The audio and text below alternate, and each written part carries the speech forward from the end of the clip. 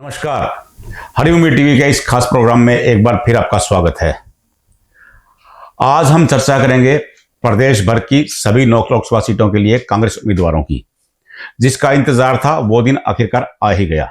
लोकसभा चुनाव के लिए कांग्रेस ने सभी 9 सीटों पर उम्मीदवारों के नाम तय कर दिए हैं। एक सीट पहले ही आम आदमी पार्टी को दी जा चुकी है और वहां से सुशील गुप्ता ताल ठोक रहे हैं। अब जो 9 नाम तय किए गए हैं वो हरिभूमि के सूत्रों को मिल गए हैं। वो सूची हमारे पास आ गई है।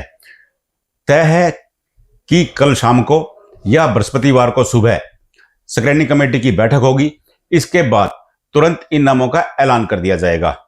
जो नाम हरिभूमि को मिले हैं वो उनमें से कुछ नाम चौंकाने वाले हैं। सबसे खास और पहला नाम है करनाल लोकसभा सीट का। करनाल से अभी तक जो तय हुआ है वो चाणक्य पंडित, जो कुलदीप शर्मा विधानसभा अध्यक्ष हैं पूर्व, उनके बेटे चुनाव में ताल ठोकेंगे। लेकिन इस सूची में एक पेच फंसा हुआ है। कांग्रेस के कई दिग्गज नेता, फिल्म अभिनेता संजय दत्त को करनाल में चुनाव लड़ने के लिए मनाने में लगे हुए हैं। अगर आज शाम तक संजय दत्त इसके लिए राजी हो जाते हैं तो चाणक्य शर्मा के स्थान पर संजय दत्त ताल ठोकेंगे। ऐसी ही स्थिति गुरुग्राम की भी है। कांग्रेस पार्टी किसी भी सूरत में इस चुनाव को हल्के में नहीं लेना चाहती। अगर गुरुग्राम में राजबब्बर चुनाव लड़ना चाहेंगे तो पहली प्रायोरिटी में राजबब्बर का नाम रखा गया है। अगर राजबब्बर चुनाव नहीं लड़ते तो राव दान सिंह पार्टी के उम्मीदवार होंगे।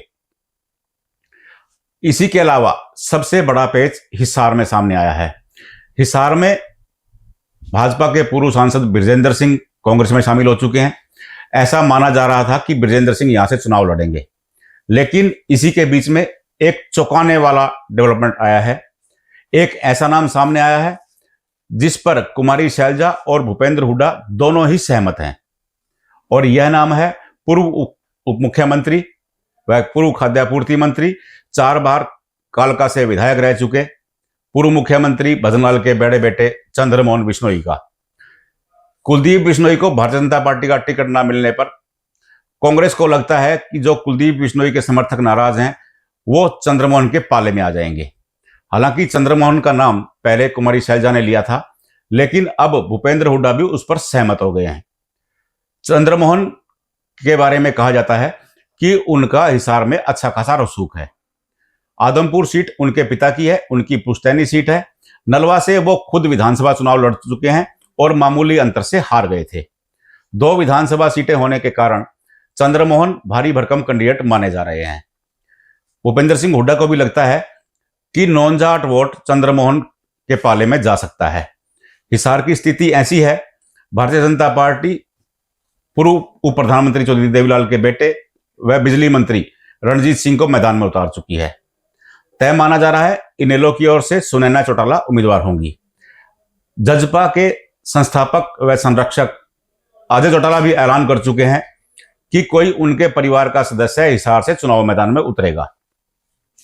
3 जाट उम्मीदवार होने के बाद कांग्रेस को लगता है कि नॉन जाट उम्मीदवार को मैदान में उतारा जाए तो पार्टी के लिए फायदेमंद हो सकता है। इसके लिए पहला नाम चंद्रमोहन का माना जा रहा है। लगभग तय है कि हिसार से चंद्रमोहन पार्टी की तरफ से ताल ठोकेंगे। इसके बाद नंबर आता है सोनीपत का। सोनीपत से सतपाल महाराज पार्टी के उम्मीदवार होंगे।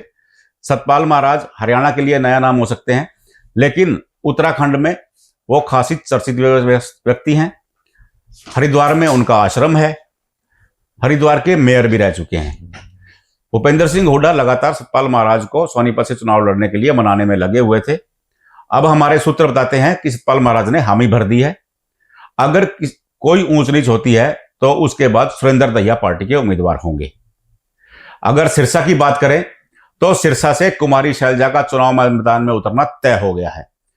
पार्टी आलाकमान ने कुमारी शैलजा को 2 ऑप्शन दिए थे, अंबाला या सिरसा। वो जहां से चुनाव लड़ना चाहें लड़ सकती हैं, लेकिन कुमारी शैलजा ने सिरसा को प्राथमिकता दी है। वो सिरसा के मैदान में उतरेंगी।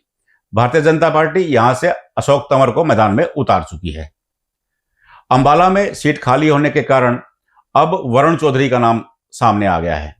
वरुण चौधरी को कांग्रेस की लिस्ट में पहले स्थान पर रखा गया है।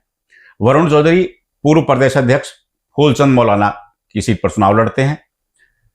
वरुण चौधरी अगर किसी कारण से चुनाव मैदान में नहीं उतरते तो प्रदीप नरवाल का नाम आगे किया जाएगा। प्रदीप नरवाल राहुल गांधी की आईटी टीम के सदस्य हैं। हालांकि अंबाला में वो नाम नया है, वरुण चौधरी पर ज्यादा दाव खेला जाएगा, यह तय है, लेकिन वरुण चौधरी के साथ प्रदीप नरवाल का नाम सूची में जरूर रखा गया है। भिवानी में राव धान सिंह व श्रुति चौधरी के बीच में सीट को लेकर के लगातार जंग चल रही थी। किरण चौधरी, श्रुति चौधरी की माता, वह भूपेंद्र सिंह हुड्डा सरकार में मंत्री रही। किरण चौधरी लगातार अड़ी हुई थी कि भिवानी से श्रुति चौधरी ही ताल ठोकेंगी। अब पार्टी ने तय कर लिया है कि भिवानी से श्रुति चौधरी ही उम्मीदवार होंगी।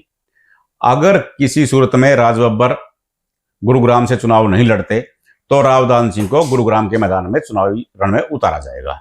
इन सब के बीच रोहतक लोकसभा सीट को लेकर के खासी चर्चा हुई। कांग्रेस के एक धड़े का यह कहना था कि रोहतक में भूपेंद्र सिंह हुड्डा को चुनाव लड़ना चाहिए।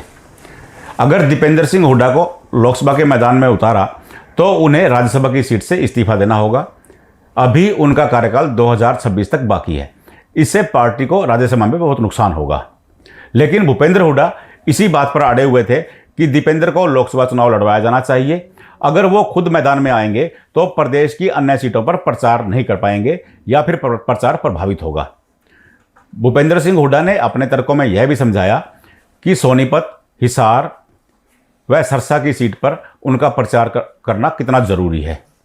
प्रदेश की अन्य सीटों के बारे में भी उन्होंने विस्तार से जानकारी दी। कांग्रेस आलाकमान उनके इस विचार से संतुष्ट हुआ। अब लगभग तय हो गया है कि दीपेंद्र हुड्डा ही रोहतक से उम्मीदवार होंगे। वैसे भी कांग्रेस पार्टी में केवल प्रदेश कार्यकारिणी ने आलाकमान के पास केवल और केवल दीपेंद्र का एक नाम ही भेजा है। यहां से दूसरा नाम चुनाव लड़ने के लिए आगे भी नहीं आया है। लेकिन कांग्रेस के कई नेता चाहते थे कि भूपेंद्र हुड्डा खुद मैदान में आए। भूपेंद्र हुड्डा के तर्कों के सामने अब आलाकमान संतुष्ट है। दीपेंद्र का नाम लगभग फाइनल है, वो रोहतक से ताल ठोकेंगे। अब बारी आती है फरीदाबाद की। फरीदाबाद में पार्टी के पास दो बड़े चेहरे हैं। महेंद्र प्रताप सिंह राज्य में पूर्व मंत्री रहे हैं और करण सिंह दलाल।